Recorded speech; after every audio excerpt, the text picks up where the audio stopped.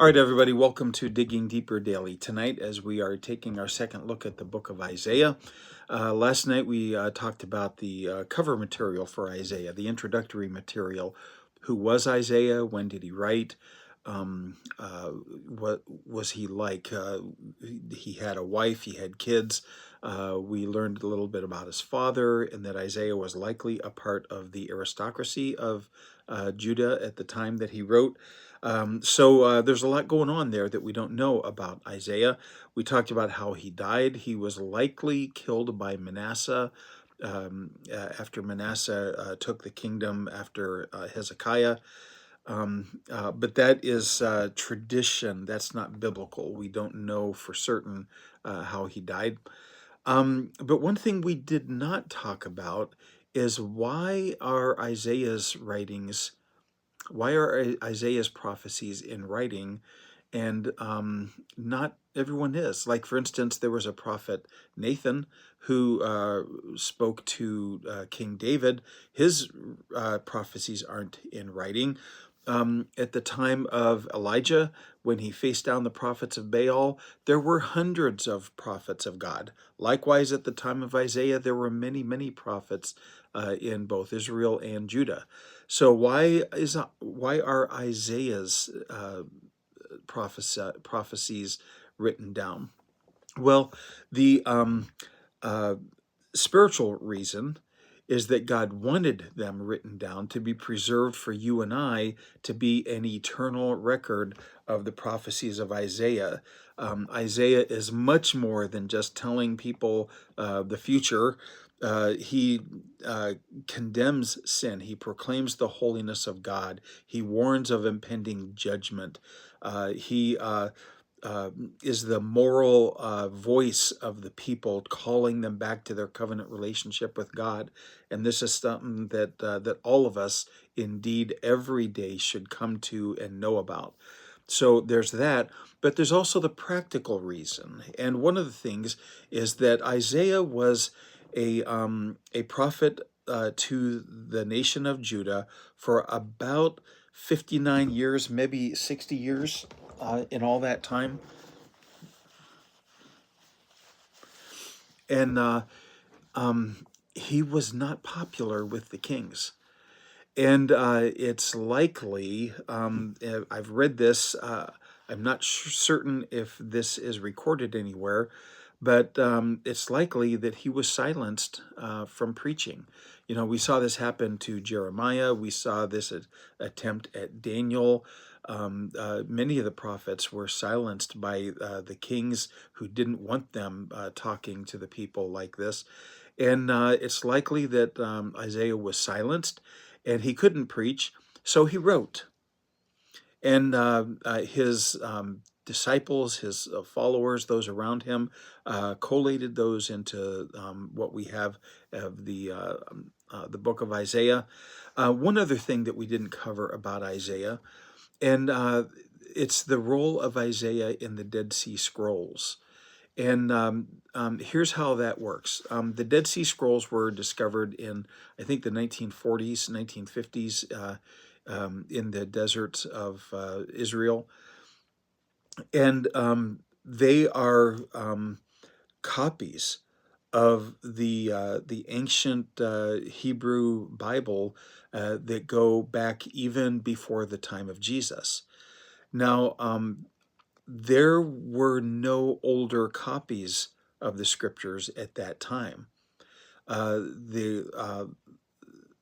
Isaiah was written around 740 BC, so Isaiah was probably written in about the 8th century, 7th century, 8th century BC. And the previous early copies of that were about 500 years after the time of Jesus. In other words, the earliest copies of the Old Testament scriptures that we possessed, actual copies of the scriptures from antiquity, were centuries after Jesus lived. Well, the Dead Sea Scrolls pushed that timeline back, I believe, by about 1,300 years. In other words, we pushed history, the records of history back about 1,300 years when the Dead Sea Scrolls were uncovered. And of course, scholars at the time thought, oh, now we'll learn what Isaiah really wrote, because all we have are these copies that were written over and over with mistakes and changes and people altering the text and writing what they wanted. We don't know what Isaiah was really about. All we know is what people tell us it was about thousands of years after he wrote, or at least centuries and centuries after he wrote. And the Dead Sea Scrolls were unraveled, and lo and behold, word for word, letter for letter, the most ancient copies of Isaiah were to what we possessed today. Now, with 9 exceptions, there were 9 letters in the 66 chapters of Isaiah.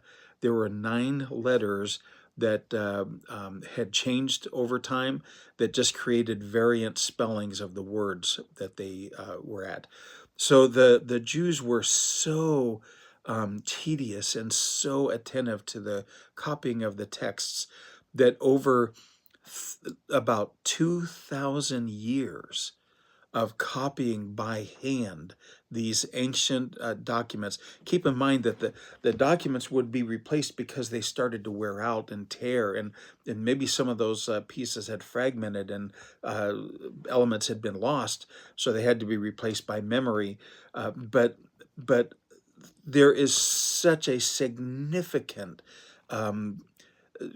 understanding there of how the Jews copied their texts from one generation to another. The Greeks were far different than that, but let's not go down that road yet. But that's the role that Isaiah plays, is that the book of Isaiah is literally unchanged from the day it was written to what we have today. So this is something that proves and reaffirms for us the veracity of the scriptures. So here's what I want to do. I want to talk about, I just wasted like 5 minutes of our talk about the first half of the book of Isaiah, but that's good information to have. But this is why it takes me days to get through something that I thought would take one day, right? So we're going to talk about chapters 1 through 39 tonight.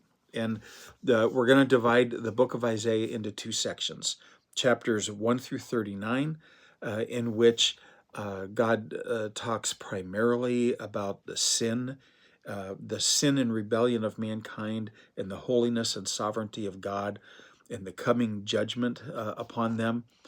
And then section 2 starts in chapter 40, 27 chapters of grace and mercy demonstrated by God as he loves his people. So we're going to take a look at the Messiah and God's grace and mercy next time. But tonight, let's talk about this passage, this whole section of chapters about sin and rebellion, the holiness of God and the sovereignty of God versus the sin and rebelliousness of man. So chapter 1, it just right off the bat lays the tenor for the rest of the chapter. They have despised the Holy One of Israel. They have turned away from him. This is chapter 1, verse 4. Where will you be stricken again as you continue in your rebellion? The whole head is sick and the whole heart is faint. From the sole of the foot even to the head, there is nothing sound in it, only bruises, welts, and raw wounds, not pressed out or bandaged, nor softened with oil. Your land is desolate. Your cities are burned with fire. Your fields, strangers are devouring them in your presence. It is desolation as overthrown by strangers.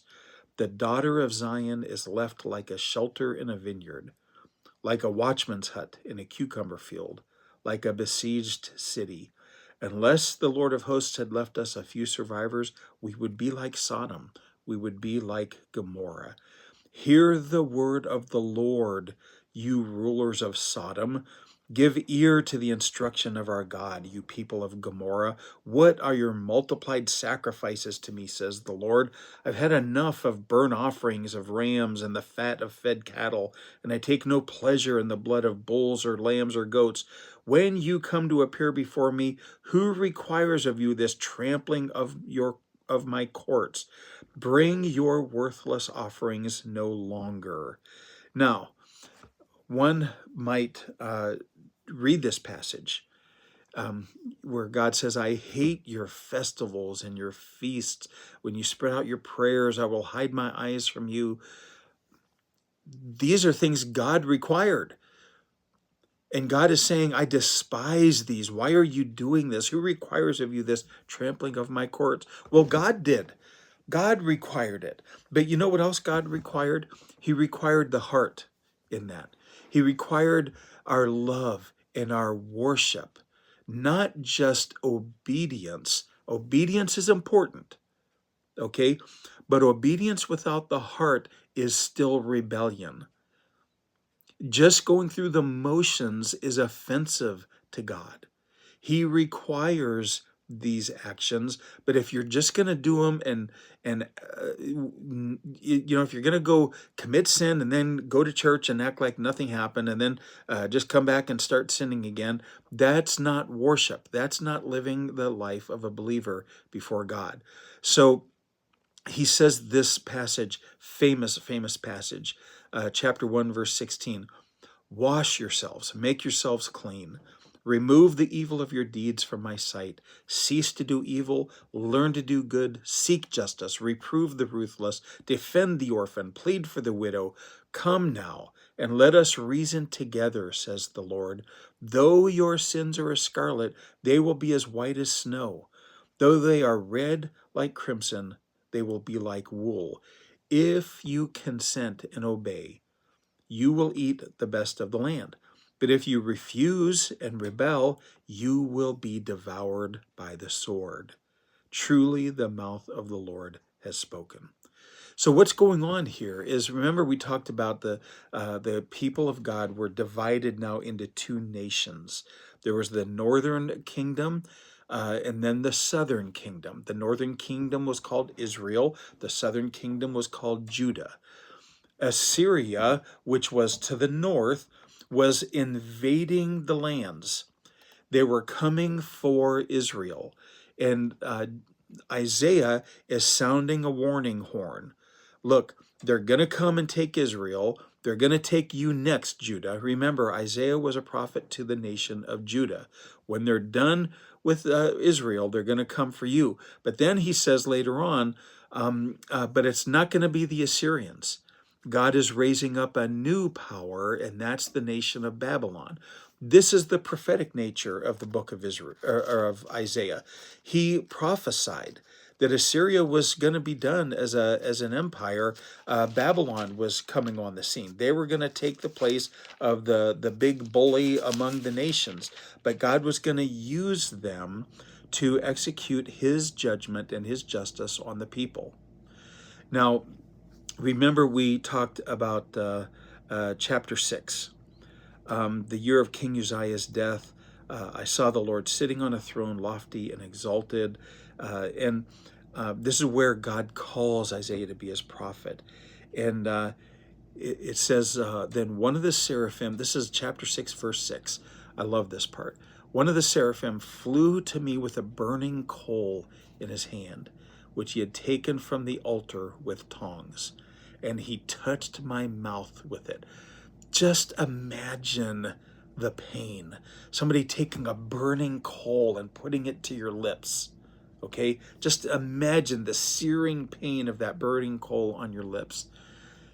And he said, behold, this has touched your lips, and your iniquity is taken away, and your sin is forgiven. That searing pain took his sin away and redeemed him. It took his iniquity away, and he's clean now. This is what God is doing with his people. They are rebellious. They are openly, flagrantly flaunting their sin. They are rebelling against God. They are in open warfare against him, and God is going to burn them. He's going to sear them, and it's going to be painful, and it's going to hurt. But the objective isn't to punish.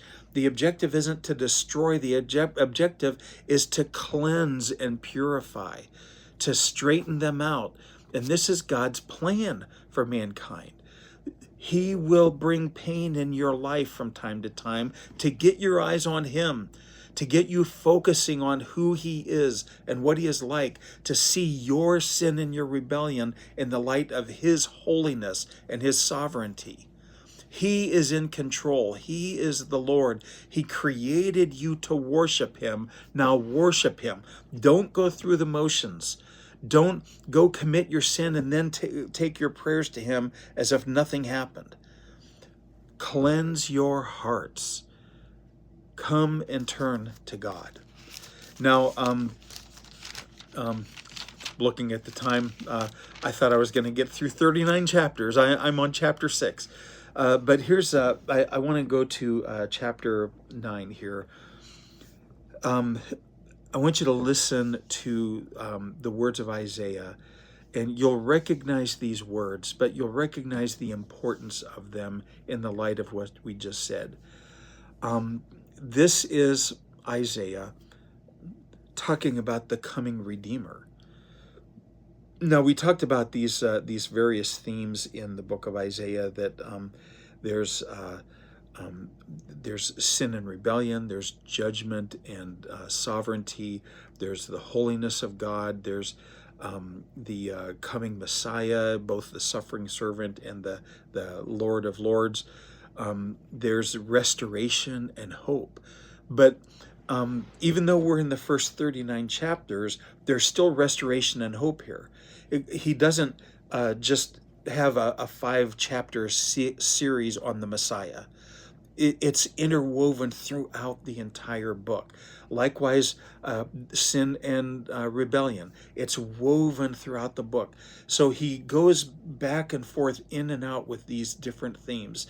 So we can't just go to chapters 1 through 39 and say it's just judgment and rebellion. No. There's the Messiah here. There's hope. There's restoration. There's all of this interwoven throughout. But listen to chapter 9, and especially as we start into the holidays here. Thanksgiving is coming up in a couple of weeks, and then, of course, Advent and Christmas. But you'll recognize this right away. But there will be no more gloom for who is in anguish. In earlier times, he treated the land of Zebulun and the land of Naphtali with contempt. But later on, he shall make it glorious by the way of the sea. On the other side of Jordan, Galilee of the Gentiles, the people who walk in darkness will see a great light. Those who live in a dark land, the light will shine on them. You shall multiply the nation. You shall increase their gladness. They will be glad in your presence as with the gladness of harvest, as men rejoice when they divide the spoil. For you shall break the yoke of their burden and the staff on their shoulders, the rod of their oppressor, as at the battle of Midian. For every boot of the booted warrior in the battle tumult and cloak rolled in blood will be for burning, fuel for the fire. For a child will be born to us. A son will be given to us, and the government will rest on his shoulders, and his name will be called Wonderful Counselor, Mighty God, Eternal Father, Prince of Peace. There will be no end to the increase of his government or of peace on the throne of David and over his kingdom, to establish it and to uphold it with justice and righteousness from then on and forevermore. The zeal of the Lord of hosts will accomplish this. That's Isaiah. That is Jesus the Messiah in the book of Isaiah, centuries before he was born. Now we could go on to chapter 11, the righteous branch. I wanted to get there. Maybe we'll just have to save that for next time.